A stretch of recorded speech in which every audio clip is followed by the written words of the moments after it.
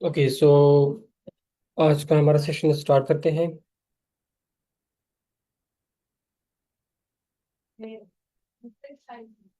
Alright, तो हमारे पास क्वेश्चन है टू सम। लीड कोड का क्वेश्चन है जो कि एरे के बेस्ड है। उसका एरे बेस्ड क्वेश्चन है, तो हम उसको सॉल्व करेंगे। फर्स्ट ऑफ ऑल हम उसको प्रॉब्लम का स्टेटमेंट पढ़ लेते हैं। So given an array of integers nums and N integer target. Kindly अगर कोई कंफर्म कर दे कि मेरी आवाज़ क्लियर है और स्क्रीन भी विजिबल है तो। यस सर, आपकी आवाज क्लियर है और स्क्रीन भी ओके, विजिबल है। Thank you. अच्छा, ओके सो हमारे पास ना इनपुट में एक नम्स के नाम से एक एरे दी गई होगी और टारगेट के नाम से एक वेरिएबल दिया गया होगा। इनपुट में ये दो चीज़ें होंगी। सो बेसिकली अगर आप यहाँ पे ऑब्जर्व करें लीड कोड में, तो हमारे पास इनपुट दिया गया होगा और हमारे पास हमने क्या करना होगा कि हमने कोड लिखना होगा, स्पेसिफिक सोल्यूशन लिखना होगा और हमने एक आउटपुट जनरेट करना होगा। तो तकरीबन सारे लीड कोड क्वेश्चन में ये हमारे पास ऑब्जर्वेशन होती है। सो नम्स दिया गया है और target return indices of the two numbers such that they add up to target.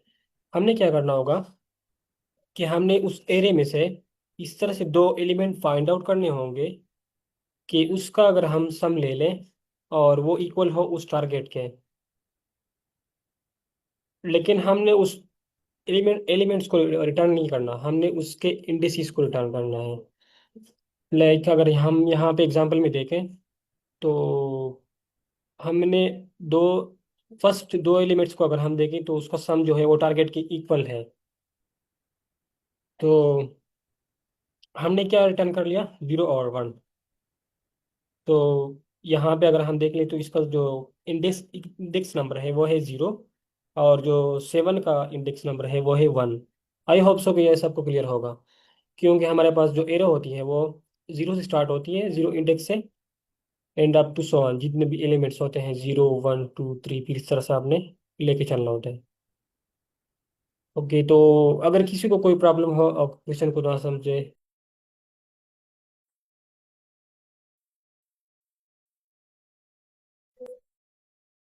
अच्छा, क्वेश्चन क्लियर है या कंफ्यूजन है तो बता दे सर को।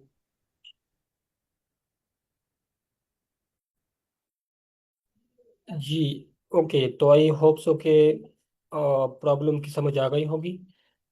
तो हम इसको ना लूप्स के थ्रू सॉल्व करेंगे और नेस्टेड लूप हम यूज़ करेंगे। फर्स्ट हम क्या करेंगे कि जो ये जो हमारे पास पहला एलिमेंट है इसको लेंगे और सारे एलिमेंट्स जितने भी है उसके साथ कंपेयर करेंगे और उसका सम लेके टारगेट के साथ उसकी मैचिंग करेंगे। अगर उसके इक्वल आ रहा हो, लाइक अगर हम यहाँ पे एग्जांपल एक्सप्लेनेशन में देख लें तो nums of 0 plus nums of 1, तो यानी कि नम्स के एरिया में से जो 0 इंडेक्स पे वैल्यू पड़ी है वो है 2 plus nums of I is equal to अगर इसका जब हम सम ले लेते हैं तो उसका 9 आ रहा था। तो हम क्या करेंगे कि हम फर्स्ट ऑफ ऑल जो पहला लूप होगा वो यहाँ से स्टार्ट होगा, 0 से, 0 इंडेक्स से। और जो इनर लूप होगा वो सारे एलिमेंट्स पे इटरेट कर रहा होगा। लाइक पहले यहाँ पे होगा, फिर दूसरा यहाँ पे, यहाँ पे। लेकिन ये जो पहला होगा ना, तो आउटर लूप हम उसको बोलेंगे, वो हमेशा इसी पॉइंट पे रहेगा। क्योंकि हमने क्या करना था कि हमने ये वाला एलिमेंट सेलेक्ट करके सारे एलिमेंट्स के साथ उसको चेक करना होगा। उसके बाद लेट सपोज हमें जो टारगेट की इक्वल हो वो ना मिले, तो हम क्या करेंगे कि जो आउटर लूप होगा वो दोबारा से चलेगा और यहाँ से होगा, इसके इस पर पॉइंट कर रहा होगा, ये जो सेकेंड इंडेक्स पे वैल्यू पड़ी है। और हम क्या करेंगे कि हम दोबारा से इसका कंपेयर इसका और इसको लेंगे और ये जो बाकी जितने भी एलिमेंट्स हैं उसको उसके साथ सम करके टारगेट के इक्वल उसके चेक करेंगे। तो अगर उसका टारगेट के इक्वल आ रहा होगा तो हम क्या करेंगे, सिंपली रिटर्न करेंगे। सो मैं ना इसका कोड लिख के फिर ड्राई रन करेंगे इसका। सो फर्स्ट ऑफ ऑल हम क्या करेंगे, फॉर लूप चलाएंगे, आई इन रेंज। तो हम यहाँ क्या करेंगे कि जीरो से स्टार्ट करेंगे। ऑब्वियसली हमें पता होता है कि रेंज फंक्शन जो है वो जीरो से स्टार्ट होते हैं, तो उसको स्पेसिफाई करने की कोई ज़रूरत नहीं है। एंड यहाँ पे हमने क्या करना होगा कि आई जो है, आई इंडेक्स, उसको हमने जीरो स्टार्ट किया, और हमने ना इसको लास्ट इंडेक्स तक नहीं चलाना, हमने सेकंड लास्ट तक चलाना है। क्योंकि अगर आप यहाँ पे देख ले, हमने दो एलिमेंट्स फाइंड आउट करना है। तो पहला जो पॉइंटर होगा वो यहाँ पे लेट सपोज लास्ट लास्ट तक आ गया, और जो सेकंड इंडेक्स होगा वो इस पे पॉइंट कर रहा होगा। तो हमने ना जो आउटर लूप है उसको हमने यहाँ तक नहीं चलाना बल्कि यहाँ तक। क्योंकि अगर हमने यहाँ तक आ जाएंगे तो हमने हमें कोई एक ऐसी और वैल्यू चाहिए जो कि इसके बाद आ रही हो, लेकिन यहाँ पे तो लिस्ट जो है वो तो ख़त्म हो रहा है। सो हमने आउट ऑफ इंडेक्स जो हमारे पास एक एरर होता है, तो उससे बचने के लिए हमने यहाँ पे लॉजिकली मिस्टेक मिस्टेक नहीं करनी। ओके, यहाँ पे अगर किसी को कोई कन्फ्यूजन हो तो पूछ ले, अदरवाइज मैं आगे का कोड लिख लेता हूँ। सर ओके आप तो थोड़ा ये क्वेश्चन एक्सप्लेन कर सकते हैं? अच्छा, जी sir, okay. So thank you. कहाँ पे कंफ्यूजन है, काइंडली अगर आप स्पेसिफाई कर दें। सर एक क्वेश्चन थोड़ा एक्सप्लेन करें क्योंकि मैंने थोड़ा लेट ज्वाइन कर दिया। Okay okay sure. अच्छा, हमारे पास इनपुट में नम्स के नाम से ना एक एरे दी गई होगी इस तरह से, और एक टारगेट वेरिएबल भी दिया गया होगा। ये दो चीज़ें हमें इनपुट में मिल रही होगी। तो हमने क्या करना होगा कि इस एरे में से दो ऐसी वैल्यूज फाइंड आउट करनी होंगी जिसका सम, टू सम इसका नाम है प्रॉब्लम का, टू सम, यानी कि दो ऐसी वैल्यूज फाइंड आउट करो इस एरे में से जिसका सम इस टारगेट के इक्वल हो। तो हमारे पास कौन सी ऐसी वैल्यू है, 2 और 7, जो पहले दो वैल्यूज हैं। इसको अगर हम ऐड करें, यहाँ पे देखें, इसको अगर हम ऐड कर लें तो वो किसके इक्वल है, 9 के, यानी कि टारगेट के इक्वल है। तो हमने क्या रिटर्न करना होगा, यहाँ पे आपने नोट करना होगा कि हमने वो दो वैल्यूज नहीं रिटर्न करनी है, हमने उसके इंडिसेस रिटर्न करना है। सिर्फ ये सिंपल सा वो है उसका। सो बाकी तो उसमें उतना कुछ वो नहीं है प्रॉब्लम में। ओके, तो आई होप सो के क्लियर हुआ होगा। तो यहाँ पे अगर हम देख लें कि हम ना यहाँ पे दो पॉइंटर्स उसको कह लें कि हमने उसको वो करना होगा। लाइक अगर ये पहला पॉइंटर यहाँ पे होगा तो दूसरा फिर यहाँ पे पॉइंट कर रहा होगा, इसका हम ऐड करेंगे। अगर लेट से इक्वल ना हो तो ये जो दूसरा पॉइंटर होगा ये वाला वो यहाँ पे हो जाएगा, फिर उसके साथ कंपेयर कर लेंगे। अगर लेट से यहाँ पे टारगेट की वैल्यू कोई और होती तो यहाँ पे दोबारा से यहाँ पे आ जाएगा ये जो दूसरा पॉइंटर था, यानी कि जो जे की बात हम करेंगे अभी। तो जब तक हम टारगेट की इक्वल वैल्यू फाइंड आउट ना कर लें तब तक हम ये वाला काम जो है ना वो रिपीटेडली करेंगे। सो जब ये जो दूसरा वाला पॉइंटर है ना वो जब यहाँ तक हो जाए और फिर भी हमें एक ऐसी वैल्यू ना मिले, दो वैल्यूज जिसका सम इक्वल टारगेट को ना हो, तो हम ये वाला जो पॉइंटर था उसको यहाँ पे शिफ्ट कर लेंगे। उसके बाद ये वाला जो पॉइंटर था ना वो तो हमने इस पॉइंटर के हिसाब से उसको यहाँ से स्टार्ट किया था। इस वक्त हम इसको यहाँ से स्टार्ट करेंगे क्योंकि ये वाला जो था वो यहाँ से स्टार्ट हो गया था। सो फिर क्या करेंगे कि यहाँ से था, फिर हम चेक करेंगे कि क्या इस दोनों का सम जो है वो टारगेट के इक्वल है। अगर सम इक्वल ना हो तो हम क्या करेंगे कि हम ये वाला जो पॉइंट था उसको यहाँ पे ले जाएंगे इस तरह से, राइट। तो ये वाली दो वैल्यूज चेक कर लेंगे, 7 और 15 की। तो इस तरह से हम बार बार लूप जो है ना वो आइटरेट कर लेंगे। एंड यहाँ पे अगर मैं वो कर लूँ, कोड लिख लूँ, तो आपको समझ आ जाएगा जब मैं ड्राई ऑन कर दूँ। ओके, तो यहाँ पे मैंने एक पॉइंट लिखा हुआ है कि -1, क्योंकि हमने जो पहला जो लूप है, जो फर्स्ट पॉइंट हमारे पास था, उसको हमने ना यहाँ से स्टार्ट करना था और यहाँ तक एंड करना था। क्योंकि जो ये वाला पॉइंट था वो हमने यहाँ से स्टार्ट करना था और यहाँ तक एंड करना था।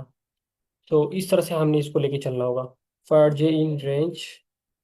और यहाँ पे मैं क्या लिखूंगा, लिखूंगा आई +1। क्योंकि यहाँ पे अगर हमारे पास आई जो था वो यहाँ से स्टार्ट हो रहा था, तो जे कहाँ से होगा, i+1। सो ये बेसिक, हाँ बेसिक सा हम वहाँ इस सोल्यूशन में हम उसका जो अप्रोच है वो उसका हमने यूज़ कर रहे हैं। सो i+1। और फिर हम क्या करेंगे कि जो दूसरा होगा वो कहाँ तक चलेगा, लेंथ ऑफ नम्स तक, यानी कि लास्ट इंडेक्स तक चलेगा। ओके। अभी हम सिंपल सा एक कंडीशन यूज करेंगे, इफ एल्स वगैरह, उसके थ्रू। जो हमारे पास जो कंडीशनल स्टेटमेंट्स होती है, तो if nums of I and nums of plus, उसका जो हम अगर कर लें वो क्या हो, इक्वल हो किस चीज़ के, टारगेट के। तो क्या कर लो, आई और जे को रिटर्न कर लो, लेकिन हम यहाँ पे उसका लिस्ट बनाएंगे, राइट। तो यहाँ पे ये इंडेंटेशन का मसला है, मैं इसको फिक्स कर दूँ। ओके। All right. सो हम अगर इसको अभी ड्राई रन कर दें, तो ये जो आउटर लूप होगा ना, वो जीरो से स्टार्ट होगा और सेकंड लास्ट इंडेक्स तक चलेगा। तो यहाँ पे ये फर्स्ट एग्जांपल अगर हम यूज़ कर लें, तो for I in range length of nums of -1, आई हमारे पास जीरो होगा। लूप कहाँ तक चलेगा, सेकंड लास्ट तक। यहाँ पे हमारे पास लेंथ कहाँ क्या है, हमारे पास 4 है। सो 4 - 3, लाइक यहाँ पे अगर हम जो इंडेक्स होगा वो 3 है ना, तो यहाँ पे 2 तक चलेगा ये जो लूप है। तो यहाँ पे आई पॉइंट कर रहा है, और उसके बाद जो होगा ना, इन लूप चलेगा ये in range i+1 length of nums तक। सो i+1 हमारे पास क्या है, वो तो हमारे पास है, और यहाँ पे अगर हम i = 0 है, तो i+1 हमारे पास क्या है, 1 है ना। तो ये जो होगा वो इस पे पॉइंट कर रहा होगा। तो उसके बाद यहाँ पे आ जाएगा, लूप कंडीशन चेक होगी, if nums of I plus nums of J is equal to target. क्या जो नम्स ऑफ आई है, यानी कि हमारे पास ये जो 2 वैल्यू है, और उसको अगर हम सम कर ले नम्स ऑफ जे के साथ, तो क्या वो टारगेट के इक्वल है। तो यहाँ पे इस एग्जांपल में इक्वल है। 7 और 2 का अगर हम सम कर लें तो 9 के इक्वल है। और तो हमने सिंपल क्या कर रिटर्न कर दिया, रिटर्न आई जे, क्योंकि वो हमसे वैल्यूज डिमांड कर रहे हैं। वो कह रहे हैं कि हाँ आपने उस वैल्यूज के जो इंडेक्सिस नंबर है आपने वो रिटर्न करना है। तो यहाँ पे आई क्या हमारे पास था, 0 था, और जे हमारे पास क्या था, वो हमारे पास 1 था। तो ये रिटर्न कर देगा। ओके। तो यहाँ पे अगर हम दूसरा एग्जांपल देख लें, तो हम इसको ड्राई रन करते हैं दूसरे एग्जांपल को, कि आई जो होगा वो 0 से स्टार्ट होगा। यहाँ पे आई है। उसके बाद क्या होगा, for J in range i+1, यानी कि i+1 से स्टार्ट होगा हमारे पास। जो 0+1 है वो हमारे पास 1 आ रहा होगा।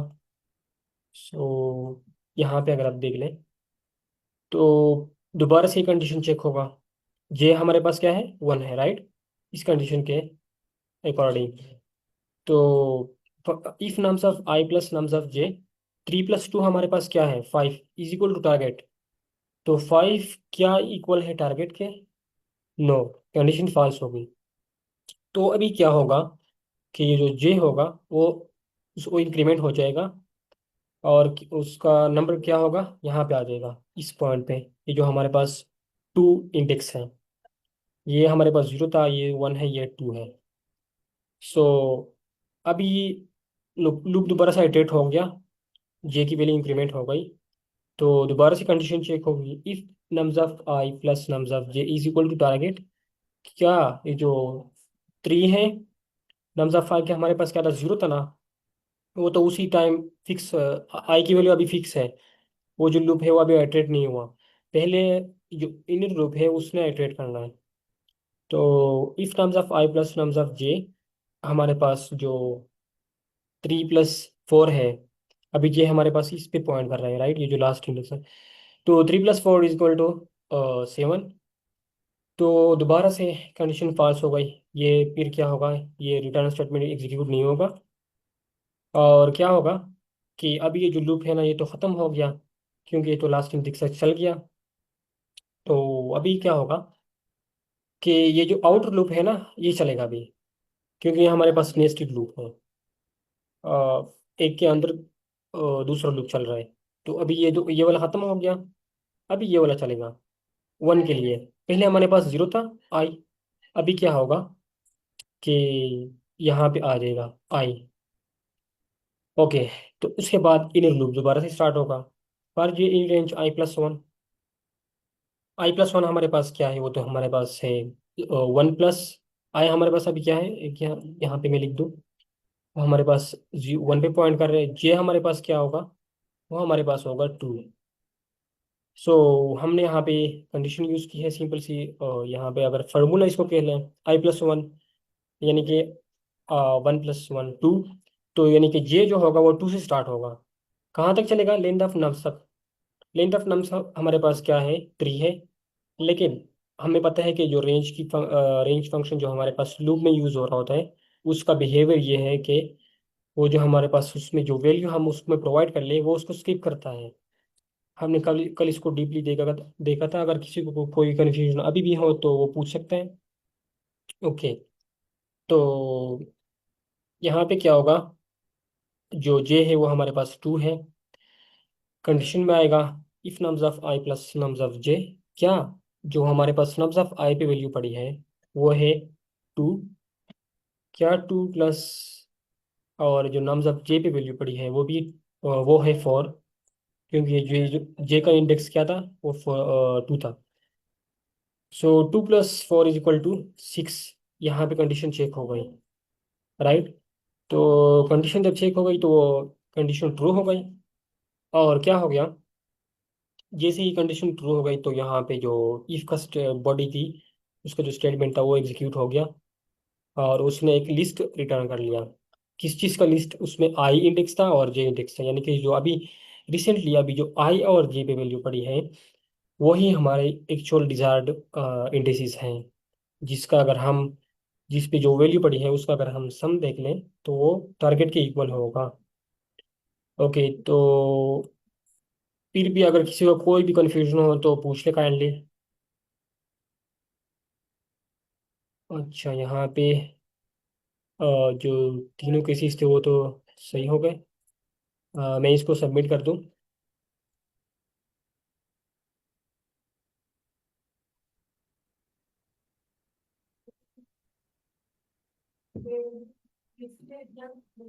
ओके। तो इसकी अगर हम टाइम कम्प्लेक्सिटी देख लें ना, तो वो है बिग ऑफ एन स्क्वायर। लेकिन हम यहाँ पे इसके बारे में अभी बात नहीं करेंगे। ओके। हाँ, आप चैट में भी लिख सकते हैं अगर आपको अनकंफर्टेबल हो, या तो चैट में भी अपना क्वेश्चन पूछ सकते हैं। अच्छा। अस्सलाम तो वालेकुम। जी मैम, वालेकुम सलाम। सर मैंने ये पूछना था, जब रेंज का फंक्शन हमारा n-1 जाए मतलब करता है, फंक्शन परफॉर्म करता है, तो फिर हम जो नम्स की लेंथ है वो -1 क्यों कर रहे हैं? उसने तो 15 तक मतलब जाना ही नहीं था। हम उसको लेंथ जब दे रहे हैं तो उसने तो जाना ही था, उसने तो एंड वाली वैल्यू वैसे ही स्किप कर जानी थी। अच्छा। ओके। Great question. यहाँ पे ना बिल्कुल आपकी बात सही है कि हमने अगर रेंज फंक्शन में -1 ना लिख लें यहाँ पे, तो आई जो होगा वो कहाँ तक चलेगा। हमारे पास लेंथ ऑफ नम्स क्या है, वो हमारे पास इस एग्जांपल में 4 है। तो ऑब्वियसली हमें पता है कि वो 3 इंडेक्स तक जाएगा, क्योंकि जो रेंज फंक्शन है वो जो एक हम उसको वैल्यू प्रोवाइड करते हैं, उससे एक वैल्यू कम तक वो आइटरेट हो रहा होता है। यानी कि अगर हम इसमें 4 प्रोवाइड कर दें तो वो 3 तक चलेगा, अगर हम उसको 3 दे दें तो वो 2 तक चलता है। तो बेसिकली यहाँ पे हम मैंने इसलिए -1 यूज़ किया था कि जो आई है ना, इसको मैंने यहाँ तक चलाना है। अगर यहाँ पे मैं देख लूँ तो लेंथ ऑफ नम्स हमारे पास क्या है, वो है 4। तो अगर लेट सपोज यहाँ पे मैं ये मिटा दूँ, 4 लिख दूँ, राइट। तो यहाँ पे क्या होगा कि ये 3 तक चलेगा, राइट। यहाँ तक अगर आपको क्लियर हो तो काइंडली बता दें कि ये 3 तक चलेगा।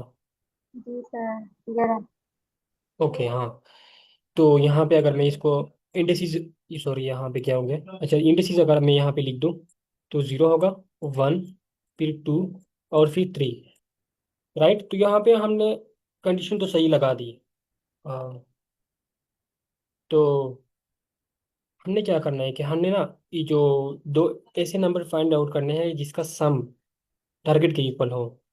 तो उसके लिए हमने इस तरह से आप समझ ले कि एक अप्रोच फाइंड आउट कर ली कि हम ना लाइक हमने सिंपली, अगर आप यहाँ पे देख लें तो अगर मैं आपसे पूछ लूँ कि यहाँ पे एरे आपको दी गई है, आप दो ऐसे नंबर फाइंड आउट कर ले जिसका टारगेट 9 हो, तो आप क्या करेंगी कि आप दो वैल्यूज उतार लेंगी, 2 और 7, उसको चेक कर लेंगी क्या वो टारगेट के इक्वल है, हाँ है। उसके बाद लेट सपोज ये दो इक्वल ना हो टारगेट के, यहाँ पे अगर इस एग्जांपल में देख लें कि 3 और 2 का अगर हम पहले जो दो पेयर्स हैं उसका सम जो है वो टारगेट के इक्वल नहीं है, तो आप क्या करेंगी कि आप ना दोबारा से ये वाली वैल्यू तो होगा, इसको भी ले लेंगे अपने साथ, 3 और 4 7, तो वो भी टारगेट के इक्वल नहीं है। तो आप दोबारा से क्या करेंगी कि ये वैल्यू तो ऑलरेडी आपने सारे के साथ चेक कर ली, अब जो है ना आप दोबारा से एक क्या करेंगे कि इस वैल्यू को उठाएंगी और ये इसके साथ जितने भी यहाँ पे वैल्यूज आ रहे हैं लिस्ट में, सपोज बाकी भी वैल्यूज हैं उसके साथ चेक करेंगी। अच्छा, 2 और 4 इक्वल है 6 के, हाँ काम तो हो गया। तो लेट सपोज यहाँ पे 4, यहाँ पे अगर मैं टारगेट की वैल्यू चेंज कर दूँ,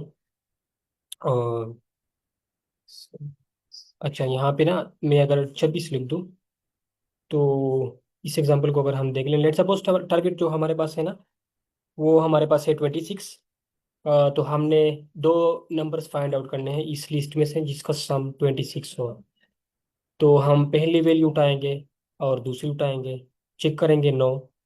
हम क्या करेंगे दोबारा से, ये जो हमने दूसरी वैल्यू तो इसको हम दूर कर लेंगे और इसको ले लेंगे 2 और 11, तो ये भी नहीं है। हम क्या करेंगे कि इसको लेंगे, ये तो हमारे पास था, राइट, तो ये भी हमारे पास 26 नहीं है। अभी हम क्या करेंगे कि हम दोनों को रिमूव कर देंगे और क्या करेंगे कि इससे स्टार्ट करेंगे, ये वाली जो वैल्यू है इसको लेंगे और ये वाली वैल्यू लेंगे, दोनों को ऐड करेंगे और टारगेट के इक्वल के साथ उसके चेक करेंगे इस कंडीशन को। लाइक 7 और 11 का अगर सम कर ले तो हमारे पास वो है 18, जो कि टारगेट के इक्वल नहीं हुआ है। तो हम दोबारा से क्या करेंगे कि ये तो हमारे पास है ऑलरेडी, इसको होगा, अभी हम ये वाली लेंगे। तो 7 और 15 वो भी टारगेट के इक्वल नहीं है। अभी हमारे पास लिस्ट खत्म हो गया, अभी हम क्या करेंगे कि हम दोनों वैल्यूज के दूर कर लेंगे, इसको स्टार्ट करेंगे और ये वाली भी इसके साथ ले लेंगे। 11 और 15 हमारे पास अभी इस दफ़ा टारगेट के इक्वल आ रही है। तो यहाँ पे जो पॉइंट था कि हमने जो जो रेंज फंक्शन था आई का, वो हमने -1 क्यों किया था, क्योंकि अगर यहाँ पे 4 अभी लिखा हुआ है तो जो आई होगा ना वो दोबारा से चलेगा यहाँ तक, आई जो होगा वो फिर यहाँ से यहाँ तक आ जाएगा। लेकिन जे जो होगा वो तो हमने यहाँ से स्टार्ट करनी है ना, i+1 से। अभी अगर आपने पेंटर ऑब्जर्व किया होगा तो उसमें जे जो थी वो i+1 थी। सो एक सेकंड, यहाँ पे जो टारगेट की वैल्यू थी ना वो लेट सपोज हमारे पास है ही नहीं, कभी हमने उसको फाइंड नहीं कर सकते। कोई ऐसी वैल्यू है लेट सपोज 0 है, तो हमने ये भी लास्ट पेयर भी चेक कर लिया, 11 और 15 टारगेट के इक्वल नहीं है। तो हम क्या करेंगे इसके बाद कि हमने ना इस कंडीशन के थ्रू, ये जो हमारे पास इस लूप है, वो जो आई होगा वो तो यहाँ पे आ जाएगा, लेकिन जे जो होगा वो तो हमें इसके बाद चाहिए ना, तो इसके बाद तो कोई वैल्यू है ही नहीं, तो इसलिए ये ओवरफ्लो कर जाएगा। ये जो हमारे पास जो लिस्ट का जो रेंज है, लाइक अगर हम यहाँ पे मैं कर दूँ तो आई यहाँ पे था, जे इसके बाद होगा, i+j की वैल्यू, जे की वैल्यू तो है ही नहीं, तो क्या रिटर्न कर देगा, वो हमारे पास वो कर देगा। लेट सपोज हम इसको रन कर दे, अच्छा सबमिट नहीं करना चाहिए था, ओके एक सेकेंड। ये जो कंडीशन फर्स्ट एग्जांपल हमारे पास है, ओके, तो ये अभी यहाँ पे एक्सेप्ट क्यों हो रहे हैं, क्योंकि ये जो हमारे पास पहला एग्जांपल था केस 1 केस 2 केस 3, ये हमारे पास ये 3 एग्जांपल है, राइट, कि इसमें ऑलरेडी उसको दो वैल्यूज मिल गए थे। ये जो लूप था ना, ये 4 को जाने से पहले, ये जो आउट ऑफ इंडेक्स रेंज है उस पे जाने से पहले ही इसको ऐसी वैल्यूज मिल गई थी जो कि टारगेट की इक्वल थे। लेकिन अगर हमारे पास कोई, जिस तरह के मैंने आपको बताया था कि लेट सपोज टारगेट जो है वो हमारे पास 0 है, तो ये जो लूप होगा ना, जे वाला लूप लूप ये तो आउट ऑफ रेंज हो जाएगा ना। सो इसलिए हमने, जिस तरह के अगर आप यहाँ पे देख ले तो वो कह रहे हैं कि हाँ, यहाँ पे उन्होंने एक एग्जांपल केस जो है वो गलत हो रहा है। सो टारगेट जो हमारे पास है वो है 11। और यहाँ पे अगर हम इसका देख लें, उसका सम अगर हमने फाइंड आउट करना हो, तो बेसिकली ये जो एरे है हमारे पास बहुत ज़्यादा है। लेकिन यहाँ पे अगर हम देख लें, एक्सपेक्टेड जो 511 है तो यहाँ पे 5 पे आई गेस, यहाँ बिल्कुल इस पे ये वैल्यू वैल्यू पड़ी है और 11 पे ये वाली। तो इसका टारगेट क्या है, वो इक्वल है हमारे पास 11 के। लेकिन यहाँ पे जो आउटपुट में है वो उन्होंने नल रिटर्न कर दिया है। सो यहाँ पे कुछ केसेस जो होते हैं ना, उसमें वो स्किप हो रहे हैं फिल्टर में से। Excuse me sir. जी सर। सर आपने रेंज ऑफ 4 लिखा है, अगर हम रेंज ऑफ नम्स लिखें, इनका क्वेश्चन था कि नम्स -1 क्यों किया आपने। जी जी बिल्कुल हाँ। तो सर ये है कि अगर हम नम्स ऑफ -1 नहीं भी करते ना, तो वो कंपाइलर हमारा शायद एरर को कर देगा कि आप एक ऐसी लोकेशन को एक्सेस करना चाह रहे हैं कि जो है ही नहीं है। वो तो हाँ रिटर्न एग्जैक्टली। की वजह से, रिटर्न स्टेटमेंट जब एग्जीक्यूट होगी तो वो नहीं चलेगी, चल पाएगी नहीं, क्योंकि उसका जो टारगेट है वो मौजूद होगा इसमें। लेकिन वो कंपाइलर पकड़ लेगा कि आपकी लास्ट स्टेटमेंट है वो जो आउट ऑफ मेमोरी जा रही है, आई थिंक। जी बिल्कुल, थैंक यू सर, आपने ऐड भी किया और एक्सप्लेन भी किया। सो बेसिकली हमारे पास इस तरह से होता है कि हम अगर लेंथ ऑफ टर्म्स -1 नहीं करेंगे तो हमारा जो रेंज होगा एरे का वो आउट ऑफ रेंज हो जाएगा। इस तरह से इंडेक्स एक्सेस करेगा जो होता ही नहीं है, जो एरे में होगा ही नहीं। तो आई होप सो कि, अच्छा अभी भी अगर कोई क्वेश्चन हो तो काइंडली पूछ ले, मैं दोबारा से रिपीट कर देता हूँ, कोई इशू नहीं है। तो अदरवाइज हम ना आज डिक्शनरी का स्टार्ट करेंगे कि हम उसके थ्रू किस तरह से क्वेश्चंस को सॉल्व करेंगे जो हमारे पास। इसका एक दूसरा अप्रोच भी है, जो ऑप्टिमाइज्ड अप्रोच है, हम उसको, अच्छा लीड कोड पे ना हमारे पास जो जो भी क्वेश्चन होता है उसके डिफरेंट अप्रोचेस होते हो सकते हैं, डिफरेंट सॉल्यूशंस हो सकते हैं। लाइक यहाँ पे मैंने एक सॉल्यूशन लिखा हुआ है, इसका 2-3 अप्रोचेस और भी हो सकते हैं। सो अस्सलाम वालेकुम सर। जी वालेकुम सलाम सर, ताकि जावेद। जी। अच्छा सर, मैं थोड़ा सा ऐड कर दूं। जी जी सो। जी। एक्चुअली लीड कोड या डाटा स्ट्रक्चर का मेन मकसद ये है कि हमने टाइम कम्प्लेक्सिटी और स्पेस कम्प्लेक्सिटी को ना कम से कम करना है। ठीक है। ये जितनी भी डिफरेंट अप्रोचेज होती है ना, ये हम इसलिए यूज़ करते हैं कि हमें कोई ऐसी अप्रोच मिले जिसमें हमारी जो प्रॉब्लम है वो कम से कम स्पेस ले और कम से कम टाइम ले। क्यों? क्योंकि टाइम और स्पेस दोनों बहुत ज़्यादा ज़रूरी है। आप स्पेस का इस सेंस में कह लें कि आप अपने मोबाइल पे कोई ऐप रन करते हैं, तो वो ऐप जब रन होती है तो आपका मोबाइल हैंग होना स्टार्ट हो जाता है। इट्स मीन कि वो बहुत ज़्यादा स्पेस ले रहा है रैम की। रैम की आपकी स्पेस जितनी ज़्यादा कंज्यूम होगी वो ज़्यादा अच्छा नहीं होगा आपका वो ऐप या वो सिस्टम। टाइम की जब आप उससे रिस्पॉन्स लो तो वो आपको रिस्पॉन्स में डिले कर दे। यही वो टेक्निक्स होती हैं जिनके थ्रू आप उस टाइम और स्पेस का जो रिस्पॉन्स और उनकी जो कंजप्शन है ना वो कम करनी है। अब ये जो सर ने अप्रोच यूज की है इसको कहते हैं ब्रूट फोर्स। ब्रूट फोर्स ऐसी अप्रोच है जिसमें आप मैक्सिमम अपना जो स्टेप्स है ना वो करते हैं, स्पेस भी मैक्सिमम ले और टाइम भी मैक्सिमम ले। ठीक है, इसमें हर एक स्टेप उसने चेंज करना होता है, मतलब चेक करना होता है। इसके अलावा फिर और डिफरेंट अप्रोचेज हैं, जैसे सर डिक्शनरी से करेंगे उसमें टाइम कम्प्लेक्सिटी और होगी।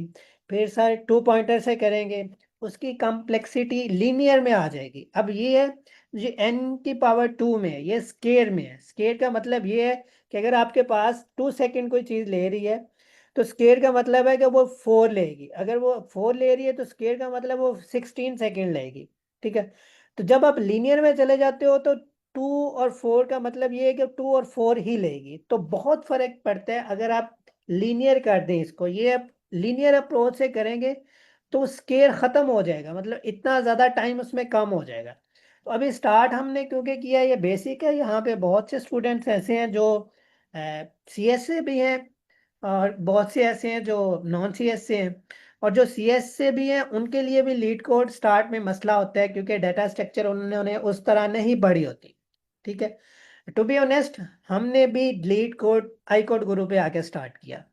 तो जब हमने भी स्टार्ट किया था हमने ब्रूट फोर्स से किया। फिर हमें पता चलना स्टार्ट हुआ कि ब्रूट फोर्स एक ऐसी टेक्निक है जो कि बहुत ज़्यादा स्पेस भी लेती है और मेमोरी भी लेती है। तो क्यों ना हम ऐसी अप्रोच यूज़ करें जिसमें हमारी स्पेस और टाइम कम हो। तो डॉक्टर जफर कहते हैं कि 200 लीड कोड प्रॉब्लम्स तक आपको लीड कोड की कुछ समझ नहीं आएगी। लेकिन आपने ये नहीं करना कि आपने लीड कोड करना छोड़ देना, आपने करना है। क्योंकि 200 आपका स्टार्टिंग पॉइंट है जहां से आपको समझ आनी शुरू हो जाएगी।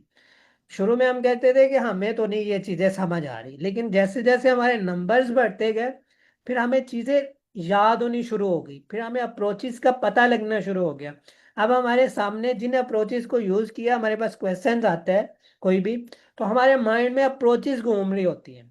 डॉक्टर जफर कहते हैं कि अप्रोचेस आपको रटी होनी चाहिए, कि आपके पास सवाल है और आपको अप्रोच आ जाए। और क्योंकि बाज औकात ऐसे इंटरव्यूज भी होते हैं आपके जहाँ पे आप सिर्फ, आपको लिखना नहीं आ रहा, आपको कोड करना नहीं आ रहा, वो सी लैंग्वेज में कह देता है, वो किसी और लैंग्वेज में कह देता है, आपने पाइथन पे किया होता है।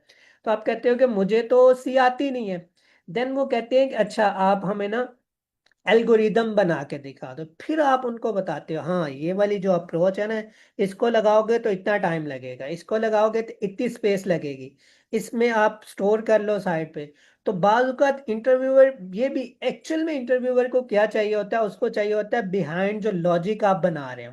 क्योंकि कोड तो चैट जीपीटी भी बना देता है, वो जेमिनाई भी बना देता है, जिससे मर्जी आप ले लो चैटबॉट बन के। लेकिन जो अप्रोच है ना वो आपने बतानी है कि किस तरह, क्योंकि जितने भी चैटबॉट्स हैं ना वो इन्हीं अप्रोचेस को पीछे लोगों ने लगाया है तो वो अच्छा रिजल्ट दे रहे हैं।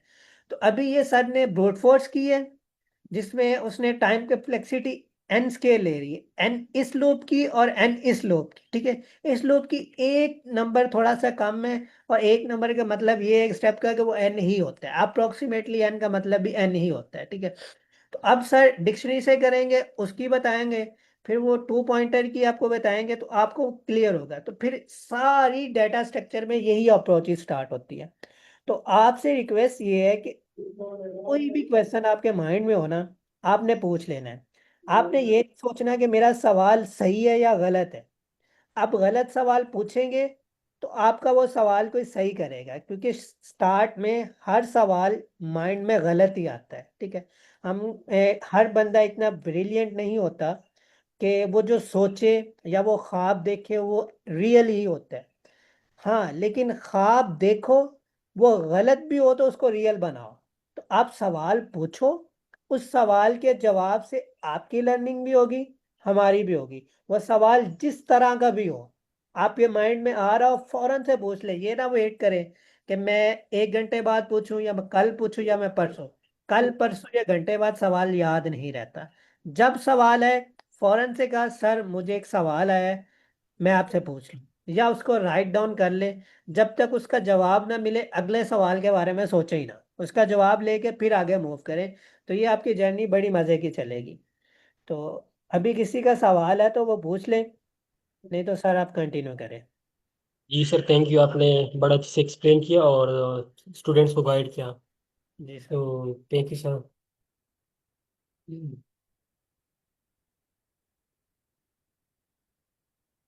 ओके, तो हम ना आज डिक्शनरी के थोड़ा सा बेसिक्स देखेंगे और उसके बाद उसका एक सिंपल सा इजी टाइप का क्वेश्चन सॉल्व करेंगे।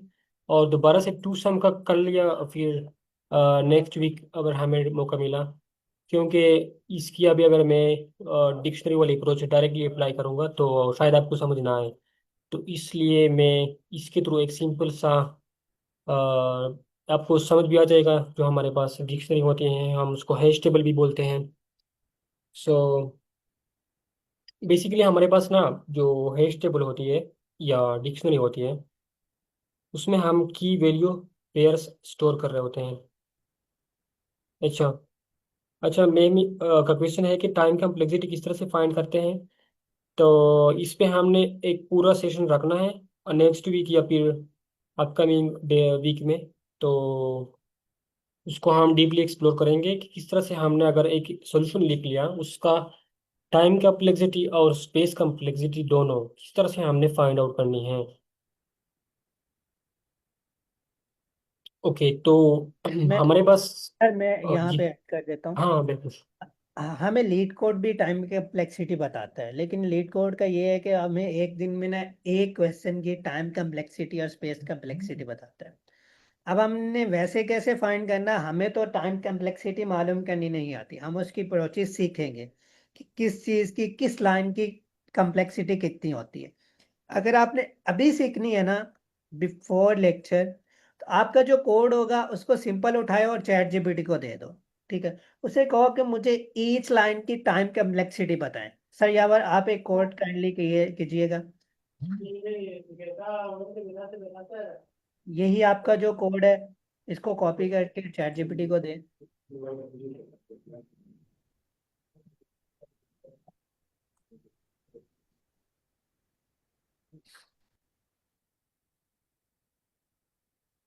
एंड स्पेस भी, दोनों कम्प्लेक्सिटी। ओके,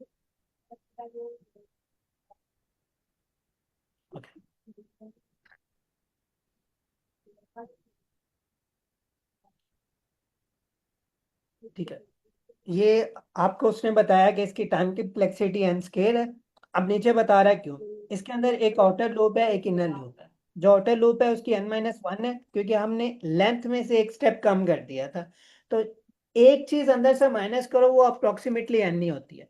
दूसरे में क्या था, उसमें i डाला और साथ एक एक माइनस कर दिया, वो भी तकरीबन उतनी ही होती है।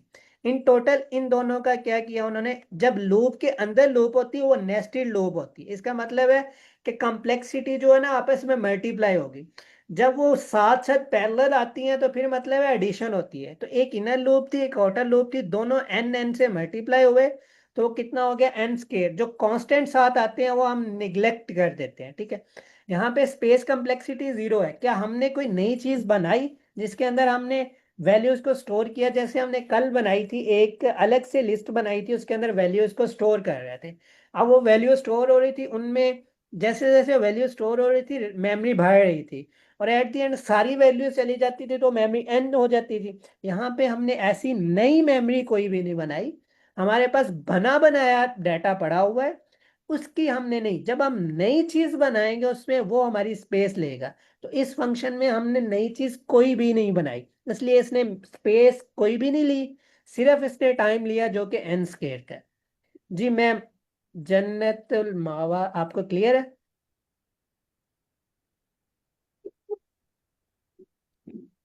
काइंडली मैम रिस्पॉन्ड हाँ। कर दीजिए। Yes, it is. ओके। हाँ।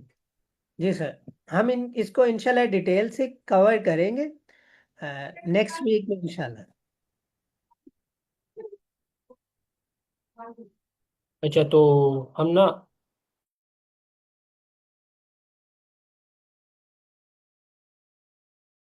हम उसमें ना की वैल्यू पेयर स्टोर कर रहे होते हैं, की और वैल्यू। जिस तरह के अगर हम मोबाइल में डिक्शनरी यूज करते हैं, उसमें कोई भी वर्ड की मीनिंग अगर हमें चाहिए हो, तो हम उसका वर्ड लिख लेते हैं और उसकी जो वैल्यूज होती हैं यानी उसकी जो मीनिंग होते हैं वो उसमें हमें रिटर्न कर लेता है जो ऐप होता है। तो इसी तरह से हमारे पास यहाँ पे भी डिक्शनरी का कॉन्सेप्ट यूज हो रहा होता है कि हमारे पास दो चीज़ें होती हैं। सो लेके अगर हम एग्जांपल देख लें तो यहाँ पे एक नेम होता है इसका, किसी भी शख्स का या कोई भी है तो, और उसका जो एक्चुअल वो होता है ना, लेट सपोज कोई भी अली नेम है या कोई है, और दूसरा उसका वो है, दूसरी की अगर हम इसमें स्टोर करें, वो होगी हमारे पास उसका रोल नंबर या जो उसका वेट है या हाइट है जो भी है, तो वो हम यहाँ पे उसका वैल्यूज में स्टोर करते जाएंगे। तो इस तरह से दूसरी फिर इस एंड सो ऑन आपने उसमें ऐड करना होगा। सो इस तरह से हम उसको हमारे पास एक हैश मैप होता है या डिक्शनरी उसको कह लें, सर मैं उसके थ्रू यहाँ पे थोड़ा सा ऐड कर दूं। अच्छा, हाँ श्योर सर। आपने सुन के ना घबराना नहीं है, क्योंकि बैचलर में हम हैश टैग मैप को जो है ना इतना है वो नहीं करते। जिस तरह हम स्टार्ट करते हैं race tag queue link list, यहाँ पे आके हम कहते हैं कोर्स का टाइम खत्म हो गया। हैश मैप को हम इतना डिटेल से नहीं पढ़ते। पाइथन के अंदर डिक्शनरी बहुत ज़रूरी है, सेम वही है जैसे हैश मैप होता है। लेकिन इसका ये कॉन्सेप्ट है कि इसमें हम जो वैल्यूज़ को एक्सेस करते हैं ना वो कीज़ की बेस पे करते हैं, ठीक है। जैसे हम अरे के अंदर था इंडेक्स की बेस पे करते थे, इंडेक्स नंबर लिखते थे, वहां से वैल्यू रिटर्न कर देते हैं। यहाँ पे आप वैल्यू की लिखते हो, वैल्यू रिटर्न कर देते हैं। इसकी सादा मिसाल है, आप मोबाइल के अंदर किसी का नंबर डायल करना होता है, आप उसका नाम एंटर करते हो, ठीक है। जैसे ही नाम करते हो उसका नंबर आ जाता है, ठीक है। इसी तरह आपने कोई चीज एक्सेस करनी हो किसी भी नाम से, या गूगल के अंदर जाके कोई चीज वेबसाइट का नाम लिखते हो तो उसके अगेंस्ट एक वेबसाइट दे देता है। तो वो नाम जो आप लिखते हो वो की होता है, उसके अगेंस्ट होती है, वो उसकी वैल्यू होती है, ठीक है। तो इसमें जस्ट क्या होता है, वैल्यूज को, जैसे अरे के अंदर भी वैल्यूज थी उनको इंडेक्सेस दिए जाते थे, यहाँ पे वैल्यूज को कीज दे दी जाती है कि आप स्पेसिफिक की पे वैल्यू रिटर्न करके दे दें। ये सारा भी आपको करके दिखाते हैं। फर्क कितना है, वहां पे वो स्क्वेयर ब्रैकेट यूज होती है, यहाँ पे कर्ली ब्रैकेट्स। और इस तरह ये नेम के आगे अली। अब आप इसको सिंगल नेम भी दे सकते हैं, एक लिस्ट ऑफ नेम भी दे सकते हैं, आप इसको एक सेट ऑफ नेम्स भी दे सकते हैं, ये आप पे डिपेंड करता है। जो वैल्यूज हैं वो मल्टीपल वैल्यूज भी हो सकती हैं, यानी कि नेम के अगेंस्ट मल्टीपल नेम्स भी हो सकते हैं, ठीक है। जी सर। अच्छा, यहाँ पे ना हमारे पास जो की है वो भी स्ट्रिंग में है, स्ट्रिंग डेटा टाइप में। और जो वैल्यू है वो भी हमारे पास स्ट्रिंग डेटा टाइप में है।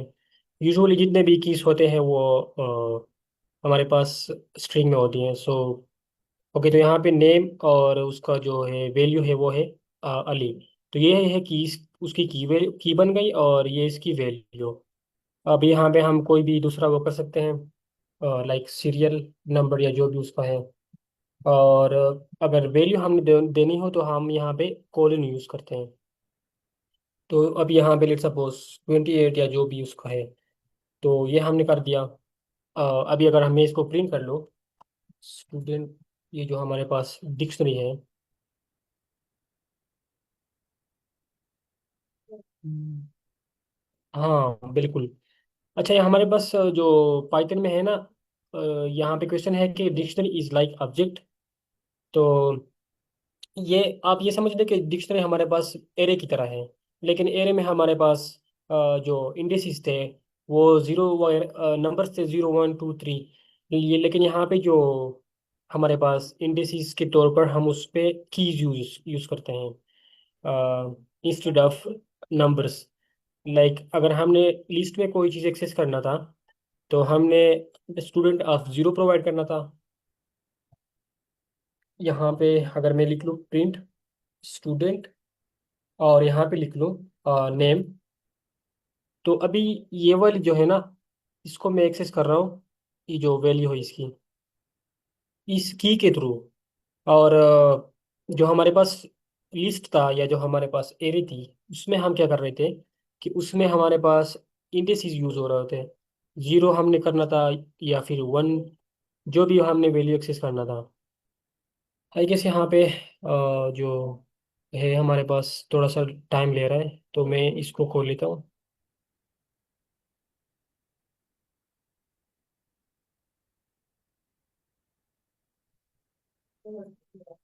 कि इसको मैं कॉपी कर लेता हूँ। हाँ,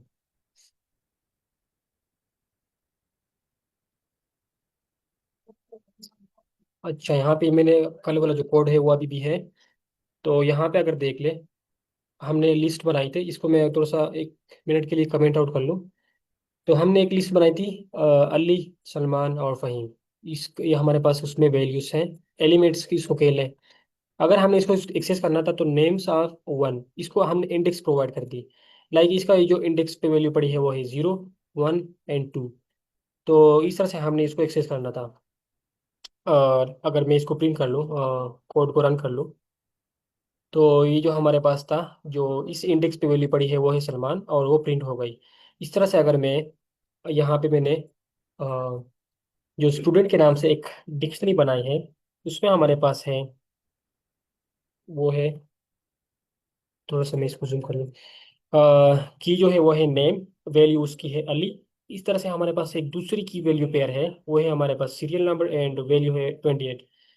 तो अभी अगर मैं इसको ये वाली स्टेटमेंट को रन कर लूँ, ये अभी इसको मैं हटा लेता हूँ थोड़ा सा, और इसका अगर हम देख लें तो अभी देखें उसका जो वैल्यू है ना, जो नेम की हमने प्रोवाइड कर दी, ना कि हमने इंडेक्स वैल्यू।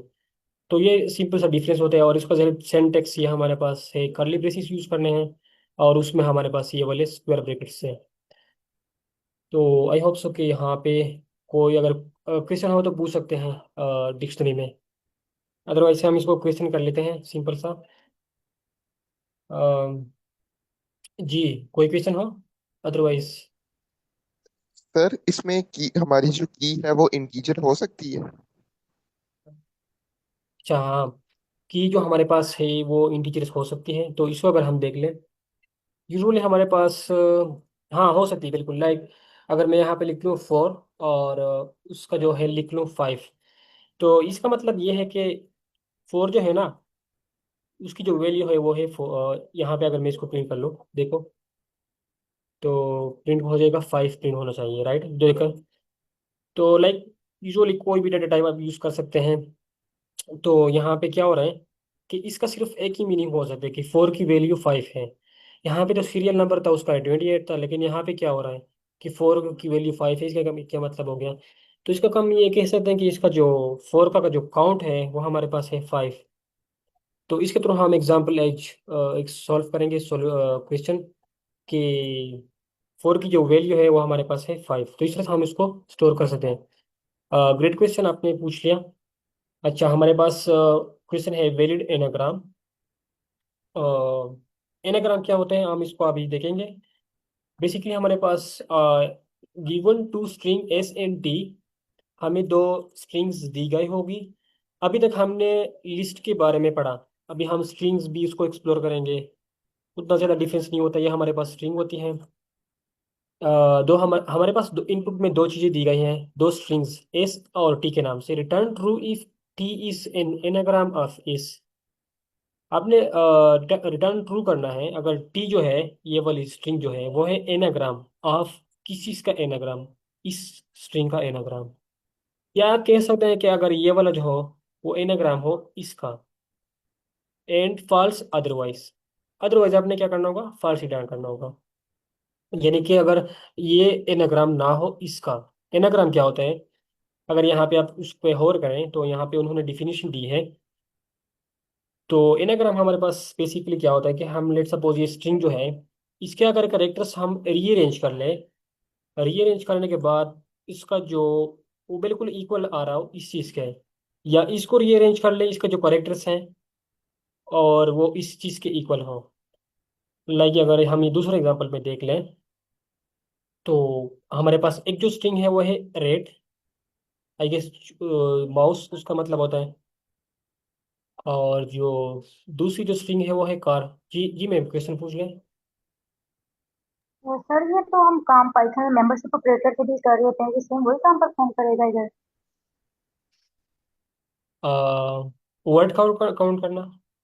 आपकी आवाज़ थोड़ी सी क्लियर नहीं आएगी, काइंडली अगर आप रिपीट कर दें।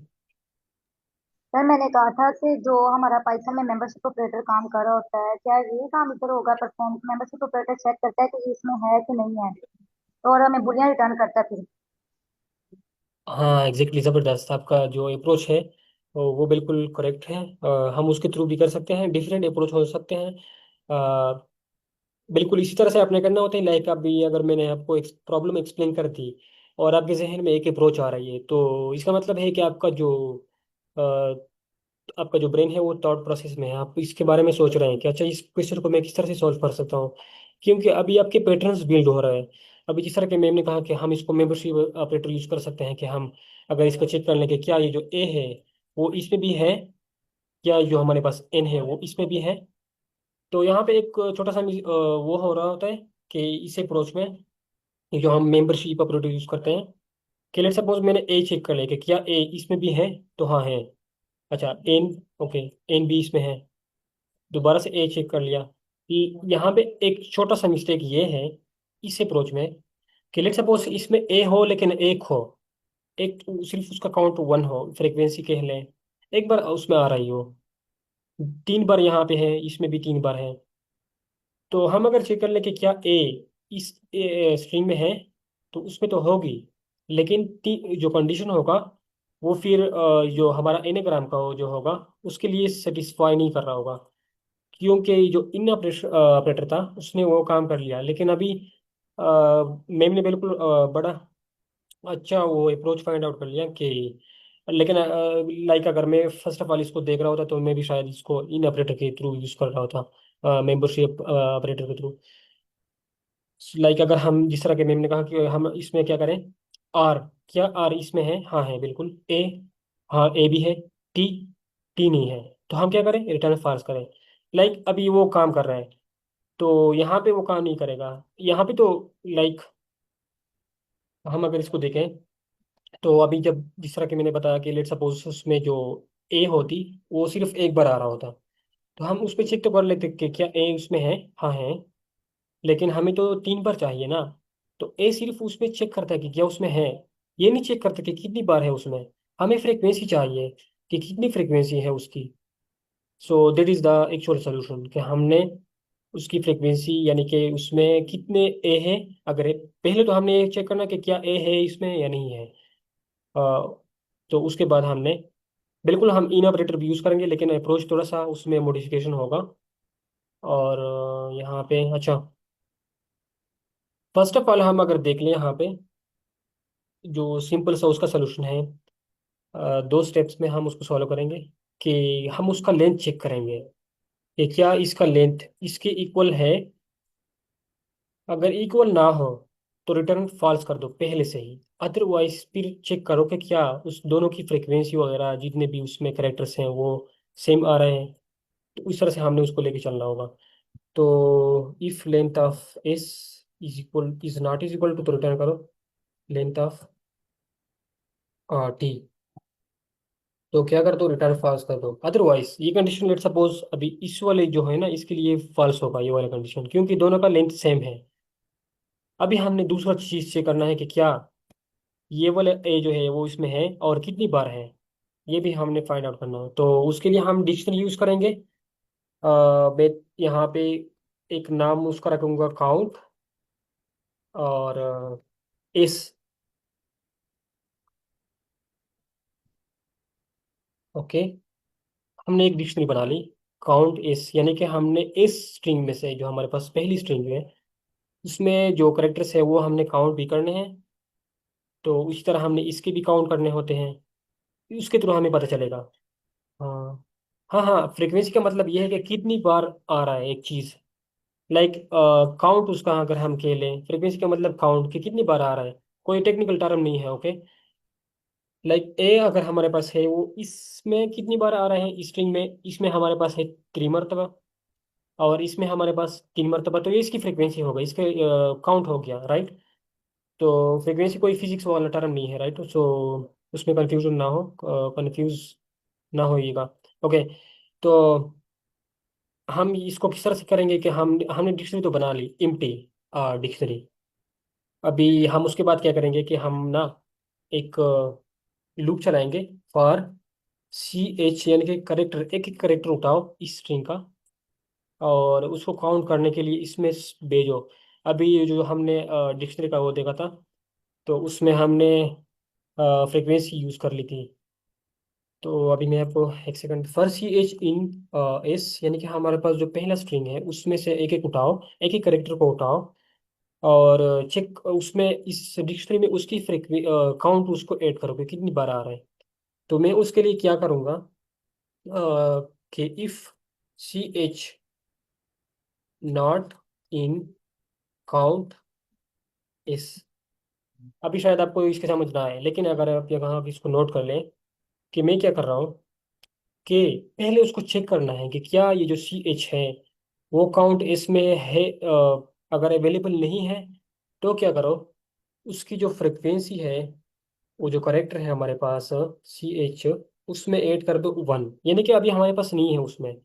यहाँ पे अगर मैं उसको वो कर दूँ, ड्राई रन कर दूँ, उसका विजुलाइज कर दूँ, तो स्टार्ट में क्या होगा, हमारे पास सी सी एच हमारे पास ए पे पॉइंट कर रहा होगा, और उसके बाद लूप तो चल गया। Okay, C H not in count नाम काउंट एस।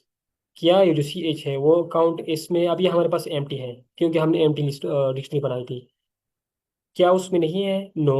ओके, तो क्या करो, काउंट ऑफ जो हमारे पास डिक्शनरी है उसके जो सी एच जो हमारे पास था, सी एच हमारे पास क्या है? ए है। वो उसको रख लो ए, और उसकी फ्रीक्वेंसी रख लो 1। ओके, तो इस तरह से आई गेस हमारे पास टाइम भी खत्म हो गए, तो हम इसको कंटिन्यू कर लेंगे कल, या तो इस तरह से हमने उसको काउंट करना था। ए की हो गई 1, अदरवाइज क्या करो, एल्स काउंट इसकी फ्रीक्वेंसी कर दो, इंक्रीमेंट करते जाओ। अभी जब दोबारा से ये लूप यहाँ तक आ जाएगा एन पे, तो एन भी उसमें नहीं होगा, तो एन भी ये इसके लिए कंडीशन ट्रू हो जाएगी, उसमें 1 हो जाएगा। और दोबारा से यहाँ पे ए पे हो जाएगा लूप, तो ए की फिर क्या, if C H not in count of S, ये वाली कंडीशन जो होगी इस मरतबा फाल्स हो जाएगी, क्योंकि ऑलरेडी ए जो है वो उस डिक्शनरी में है। तो एल्स वाला कंडीशन चलेगा। एल्स वाला जब चलेगा तो वो क्या करेगा कि वो उसमें से एक और ऐड कर देगा, प्लस इज इक्वल टू 1। इसका मतलब है कि हमने इसको इंक्रीमेंट करना है, तो 1 से हो जाएगा 2। अभी ए की फ्रीक्वेंसी हो गई 2। इस तरह से हम चलते जाएंगे, फिर जी हो जाएगा। ओके जी, अभी जी c H not in count of s, जी क्या क्या जी जो है वो हमारे पास काउंट ऑफ एस में नहीं है? नो। तो क्या कर लो, जी उसमें क्रिएट कर दो की, और उसकी वैल्यू क्या होगी? 1। इस तरह से हम उसको लेके चलेंगे। उसके बाद दोबारा से आर आ जाएगा, आर भी उसमें अवेलेबल नहीं है, और उसकी और जो फ्रिक्वेंसी वो 1 हो जाएगी, यानी कि उसके काउंट। उसके बाद ए हो जाएगा। ए जो हमारे पास है वो हमारे पास ऑलरेडी है, तो ये वाला वो चलेगा, तो ये 3 हो जाएगी उसकी काउंट। तो उसके बाद लास्ट में एम आ जाएगा, तो एम भी उसमें एक की ऐड हो जाएगी, और उसकी जो फ्रीक्वेंसी है, ये काउंट सॉरी, फ्रीक्वेंसी नहीं, इसमें शायद फिर स्टूडेंट्स को कंफ्यूजन होगा, उसको हो जाएगा 1। तो ये लूप जो होगा वो ब्रेक हो जाएगा, टर्मिनेट हो जाएगा, क्योंकि हमारे पास जो पूरा स्ट्रिंग था वो खत्म हो गया। इस तरह से हमने उसको लेके चलना था। अब ये हमारे पास फाइंड आउट कर लिया हमने, इसी तरह इसके लिए भी फाइंड आउट करना है, और सिंपली इसके साथ कंपेयर करना है कि क्या दोनों का जो है, दोनों डिक्शनरीज क्या सेम है? अगर सेम है तो रिटर्न ट्रू कर दो, अदरवाइज फॉल्स। तो इस अप्रोच के थ्रू हमने डिक्शनरी इस क्वेश्चन में यूज कर ली।